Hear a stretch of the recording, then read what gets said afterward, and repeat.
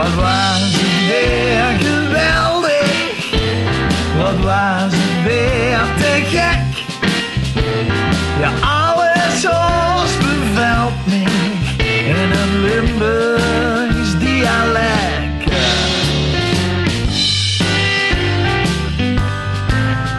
Waar is Siska en Alex heeft zichzelf het plat geleerd en dik geleerd dat het bestond blief. Maar ja, dat denk je dus verkeerd.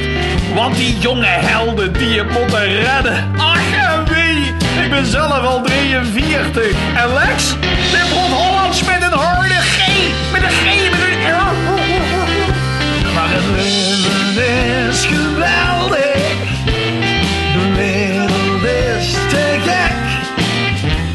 Ja, alles ons bevalt me in een Limburgs dialect. In taal van pap en moeder klinkt lelijk nog als zoenen. Zolang als het kijkt en één mistake verstijgt, broodgoed. Broodgoed.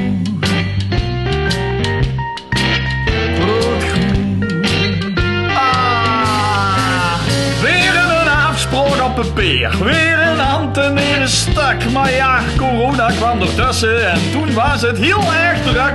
Maar als het convenant kost brood, dan zag het in het dialect. Geef me hand en geef me vuut en alles op met dat geklek. Schil eens even, schil eens even. Ah, Sieske. Maar het leven is geweldig.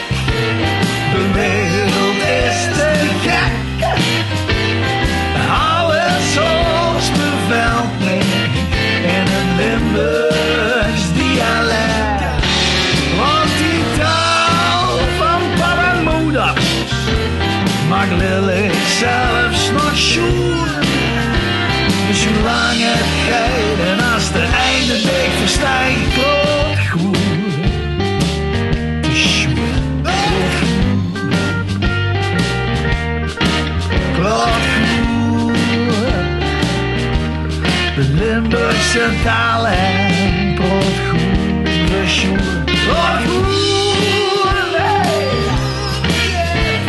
ai, ai, ai, ai, ai, ai, ai, ai, broodgoed, ah, broodgoed.